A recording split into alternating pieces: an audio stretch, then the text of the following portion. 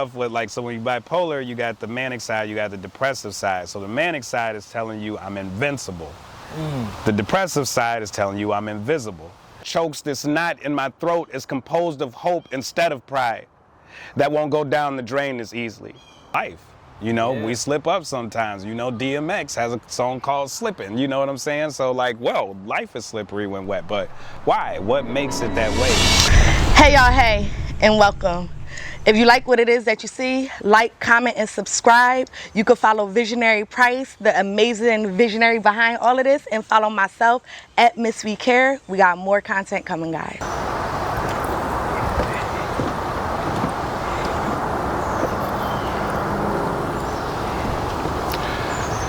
Getting a grasp on life.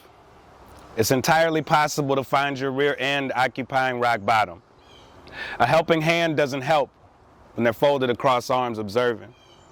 Doesn't help when they're holding cell phones recording, and so my life in the spotlight is the Truman Show. Showmanship is given to show appreciation, so I'm waiting patiently. Watching my every step because I like to practice cadence, but my metronome's broke. You see, life is slippery when wet. And even worse when you can't fathom what it brings and chokes. This knot in my throat is composed of hope instead of pride. That won't go down the drain as easily. I really want your eyes to view my heart, my soul, like really see me the way my chakras beam and rainbow rays highlight me as a unicorn in human form, because I've always been different going down these slopes. Fighter in my soul, but every once in a while I have to hang on these ropes. I'm so doped up on falsehoods, my reality is impaired. So I'm slipping, I'm sliding, it's wet, I'm hiding, froze over, which solidified me as bipolar, which means my world will always be twice as cold. Not as of yet am I finding that the reflections from the puddles and the tears that I'm crying strike me like lightning, and it's an anomaly hitting every time in the same spot. What's up, y'all? The Visionary Price. We are at the Visionary Place. Nature is so beautiful. Can you agree? I agree, 100%. Hey man, today we got deep thought. You feel me? As you heard, his poem was self-reflective. I can't wait to get into the story of why he wrote that. You know what I'm saying? Introduce yourself for the people that don't know you. I go by Deep Thought, the lyricist, out of Madison, Wisconsin, by way of Chicago, Illinois. Chi-town, yeah. Chi-town. I'm a deadly pen and also a member of the Poetry Club out of New York. Yes, sir. Yes, sir. Yes, sir. So, this piece you spit today, where did it come from? So it actually came from a prompt. I was a part of this group on this app called Clubhouse. Yes, sir. And they wanted to put together like an anthology with some of the poets, and so they would do like a prompt every week for like 4 weeks, and then at the end of the 4 weeks we picked which prompts we would like to go into the anthology. And so one of the prompts was called Slippery When Wet. And so for me, when I get a prompt, I'm like, I usually take like the first few ideas and then throw them out of my head, because I feel like those are the most common poems you're gonna get from the prompt. So of course, when everybody hears Slippery and Wet, they probably thinking, oh, this is probably gonna be an erotic piece. No. So they're sadly mistaken, you know, within the first lines of the poem. So for me, I was like, you know, what else can be slippery? And I'm like, well, life. You know, we slip up sometimes. You know, DMX has a song called Slippin', you know what I'm saying? So like, well, life is slippery when wet, but why? What makes it that way? And so for me, part of my journey was, you know, my mental health. My mental health will always play a part in everything that I do, whether I wanted to or not. So you either, you know, embrace it and understand it so you could work on it and be prepared for what comes along, or not. But so I wanted to bring that to life in the poem.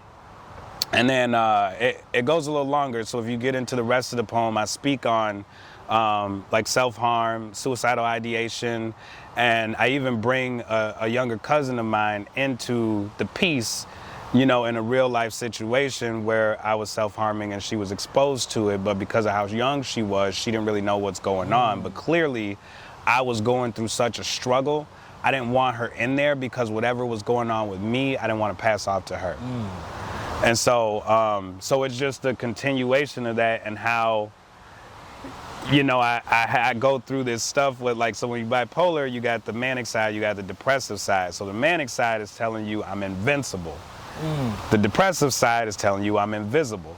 And so that's literally part of the last lines of my poem. Yeah. I scream, I say I'm invincible, and I'm like, I mean invisible. I feel invisible all the time. You know what I'm saying? And so that's the teeter-tottering with the mental health. My question is, right, a lot of things that we go through, people don't see. One, do you really feel invincible and invisible? Are these really things you really feel, or it's kind of like sometimes it may happen or may feel this certain type of way? No, I definitely feel it. And I realize that's a part of being bipolar. Is like that's what it gives you, is kind of like that false confidence to say that, like, I'm basically indestructible. Like, if I walked into traffic right now, I would probably crush a semi-truck because it can't kill me. You know what I'm saying? Like, literally stuff like that. But and it it's also might go through you because you're invisible. Possibly. Yeah, I'm trying to get your logic. Well, no. So the invisible part speaks to, I think, something we all go through where we feel like no one knows our struggles, no one knows our pain, but we also not gonna speak about it. We gonna kind of fade off into the background, and so we feel like because no one is acknowledging us for whatever reasons that we're invincible or invisible.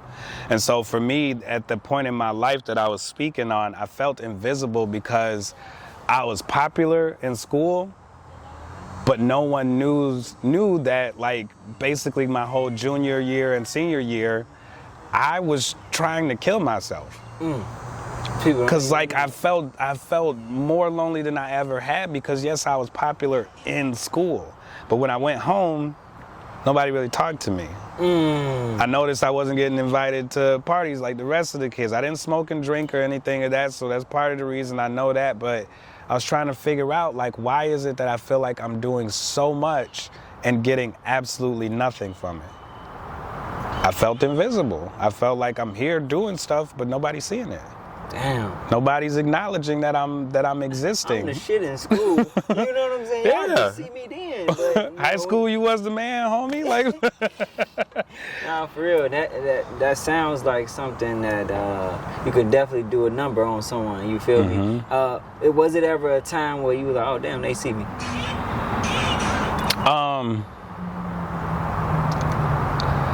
Here and there, I think. And then now, at the most part, like, I know it, but it's really difficult for me to wrap my head around because there's always something in my head that's picking everything apart, giving me the negative aspect of it. Like, for instance, and this is not what's going on in my life. You sure? But let's say, like, I'm in love with a woman, right? And I know I love her. I know she loves me, but there's gonna be something in my head to say, well, you know, whenever she picks herself up something extra at the stove, she'll never bring anything for you. So maybe she don't love you as much as she's saying. Man, that's minor, whatever. But you also asked her, you know, to do this and do that, and she didn't want to do that stuff either for you, even though you're willing to compromise as well. She don't really love you like that. Y'all just got into a fight. She insulted you. See, I told you she didn't love you, right? And that part starts to get louder and louder every time something happens. It sounds like a compounding type of interest thing. One little thing, not two little things. Snowball effect. You feel me? Yeah, all of those things start to roll into a ball. And we know this. If you sit around and think about something for long enough, you can create some crazy scenarios in your head. Amazing scenario. Whatever you want to do. Yeah, you know, and we believe it. And at times we believe it. And even if we don't know it to be true, we still have a slight belief in it. Like when fun example, like when a woman, gets up in the morning and she hits a man, boom. Baby, what happened? I dreamed you cheated on me. And it's like, I've been asleep too. Right next to you. Like, I definitely wasn't nowhere. But it's like that concept of something your mind has created and it told you that this is real. And maybe it might be, but it also may not be. Regardless, it's in your head, living rent free and torturing you. So it's like I can never have the same relationships with everybody that I would want to, because there's going to be a part of me, and I've told friends this, like, there's a part of me that's telling me, because you're not contacting me, that you don't really feel about me the way you feel about me. Yeah. And I know that's not true, so I need to just kind of move back and distance myself, because if I don't, I'm about to chew you out. Like, it's going to be a misunderstanding, and it doesn't even need to be that way. But because of the bipolar and that side that says I'm invincible, that side, that invincibility also translates into recklessness. You know, because when you feel you're invincible, you're going to test that invincibility, right? Yeah, you want to see how far you can take it. Yeah. Now, I got a question before we go there. Is this something you feel like was passed on to you? Were you born with it? I do. My mother, God rest her soul, I do believe at least had some depression, possibly bipolar. I fully believe my father he got a lot going on. But a slew of mental issues, which, you know, unfortunately, to an extent, we do kind of pass down, even if it's not genetic. You got to think about how you carry yourself. You know what I'm saying? It doesn't have to be something that's genetic for your child to say, well, Dad looks sad all the time. I love Dad. I want to be like Dad. So being sad is okay, right? I can be depressed and be in my mode, and when I get depressed, I just need to smoke cigarettes, right? That's what helps, right? Or drinking, right? And that's what they turn to. That's crazy. We usher them into a lot of this stuff. What about you though? See, you're a poet now, and that's a good outlet, you know. So what led you to poetry? Battle rap.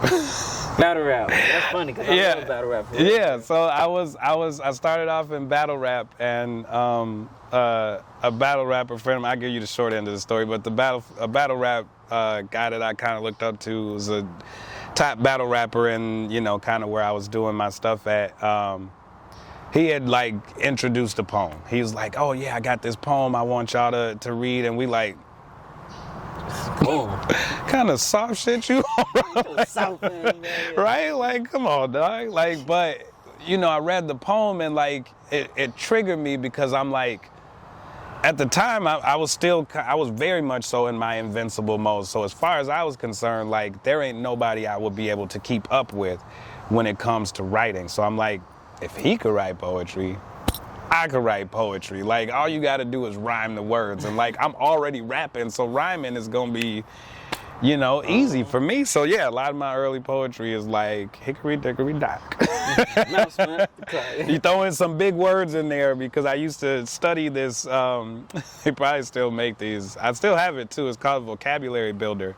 And it just literally has like hundreds of pages of just big words you wouldn't catch in normal conversation, and the definitions. And so I would, you know, like list like 6 of them. And I'm like, I'm gonna use these in my next poem or rap, you know what I'm saying? And so I know the meaning, so I could use them in context. And so like, that's how I started, you know, as far as that goes. But yeah, that was kind of my start into poetry, is like a segue from battle rap. And then from then to like now, it's been very on and off, where like, I guess the most amount of time I spent not writing for like really anything is probably about 5 or 6 years. I know that had to be tough on you for not writing, you know, whatever situation you was going through at that time. I will say I definitely picked up some different destructive habits. Like, I was drinking more, for sure, whereas like I literally went from not having my first drink to like 21, 22 to now, you know, I'm making sure I got something in the fridge or by the bed, or, you know, like not like alcoholic stuff, but like,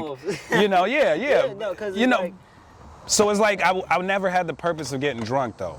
My thing was like, I'm gonna have a drink or two and then I'm gonna lay down.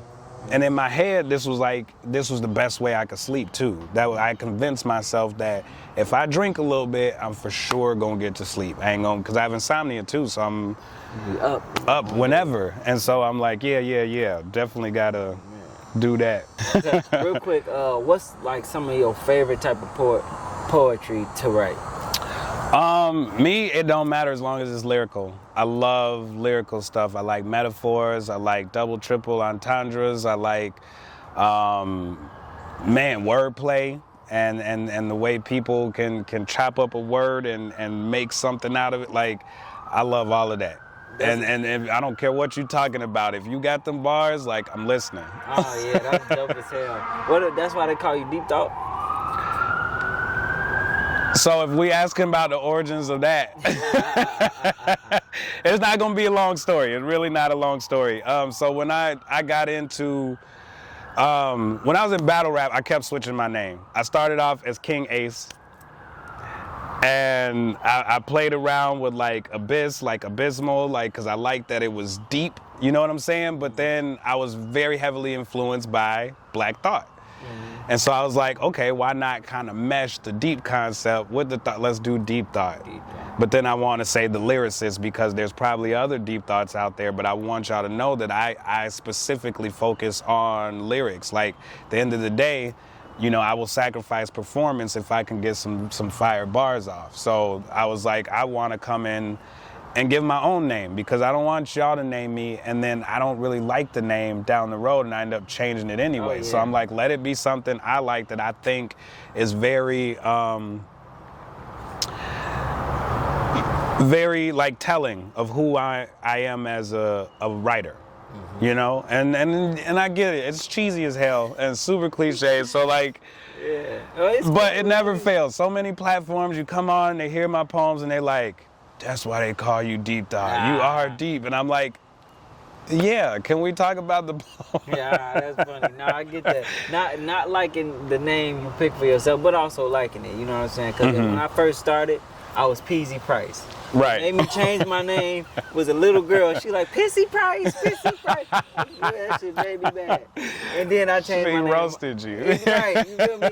Then I changed my name to Monte Papers. I didn't like that no more because I felt like it was too materialistic. That's not the type of person I am. So now I'm Visionary Price. You feel me? And I'm only keeping the price on there because that's actually my last name. Right, you feel me? So, yeah. Yeah, and I feel like my name's unique enough where I could have just went by my name, but I'm like, nah, I feel like I love that when people have an artist name too. Like, some people do just have dope names where it's like, yeah, your name just works as a poet name, you know what I'm saying? So like, that makes sense. But like, my name was from a celebrity, so like when people hear it, they think it's a celebrity. I don't want you to think Arsenio. Oh yeah, like Arsenio Hall. Yeah, so exactly. And so, you know, I don't need that every time I get on stage. I don't want the woo woo. Ars is another word for ass. I don't want to do that. Arsenic is poison. Arson is setting fire to things. I don't want those. I already went down that rabbit hole. Like, there are no positives anymore. Like, it's just you're an ass, or you setting fires to shit, or you like are poison. And like, I don't feel like I'm any of those things. I mean, you can flip that in the artistic world to sound kind of dope, but I also don't want to explain my name every time I say it. Got you. So if I say Deep Thought the lyricist, you're going to think, oh, he's probably going to be deep and he's probably going to be lyrical. I don't have to explain that to you. Got you. That's all you need. Yeah, we good. Hey, I appreciate you, Deep Thought the lyricist. Most definitely. Definitely want to see you on another Visionary's Place, so make sure you come back out. Whenever I come down, I got you. You feel me? Hey, it's Visionary Price. We at the Visionary Place. I appreciate y'all. Thank you so much for tapping in. Make sure you like, comment, and subscribe. Let go.